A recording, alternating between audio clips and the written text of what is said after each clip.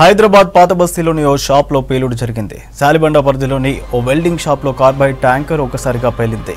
ప్రమాదంలో గాయపడిన నలుగురిని ఉస్మానియా హాస్పిటల్ కు తరలించారు. వాళ్ళ ఆరోగ్య పరిస్థితి బాగానే ఉందన్నారు డాక్టర్లు. వెల్డింగ్ చేస్తుండగా పేలుడు జరిగినట్లు చెబుతున్నారు పోలీసులు.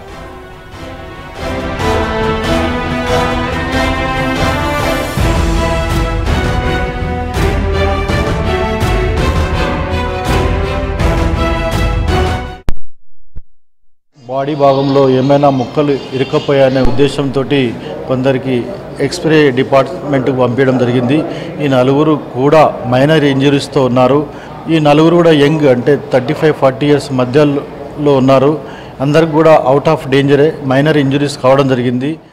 వీళ్ళు ఉదయం ఆ టైంలో పనిచేయడానికి ప్రయత్నిస్తుంటే ఈ కార్బైడ్ ట్యాంక్ అని ఒకటి ఉంటుంది. దాన్ని వాళ్ళు ఫిల్ చేస్తుండగా అకస్మాత్తుగా అది బ్లాస్ట్ అయింది. బ్లాస్ట్ అవడంతో ఈ ముగ్గురు, తర్వాత ఒక అతను ఆటో డ్రైవర్ మహబూబ్ అలీ అని ఉన్నాడు. తన ఆటోకి వెల్డింగ్ చేయించుకోవడానికి వస్తే అతను కూడా లైట్గా ఇంజరీ అయింది. అయితే దీంట్లో అస్రాఫ్ అనేది ఫయాజ్ అనే అతనికి 18% ఇంజరీస్ ఉన్నాయి. మిగతా ముగ్గురికి 6 to 8% ఇంజరీస్ ఉన్నాయి. ఇప్పుడు అంతా పీస్ఫుల్ ఉంది. వాళ్ళని కూడా హాస్పిటల్లో షిఫ్ట్ చేసినాము. ట్రీట్మెంట్ నడుస్తుంది. ఎవరికేమీ ప్రాణహాని లేదు. అంతర్జాతీయ క్రీడలకు హైదరాబాద్ వేదిక అవడం సంతోషంగా ఉందన్నారు sports excise minister Srinivas Goud. క్రీడాకారులకు అవసరమైన మౌలిక సదుపాయాలు కల్పిస్తామన్నారు. ఎల్బీ స్టేడియంలోని టెన్నిస్ కోర్టులో ఏషియన్ ర్యాంకింగ్ అండర్-14 టెన్నిస్ టోర్నమెంట్ ప్రారంభించారు మంత్రి. 5 రోజుల పాటు జరిగే ఈ మెగా ఈవెంట్లో ఆతిథ్య భారత్తో పాటు ఆస్ట్రేలియా, ఖతర్, కెనడా, అమెరికా నుంచి ప్లేయర్లు పాల్గొంటున్నారు.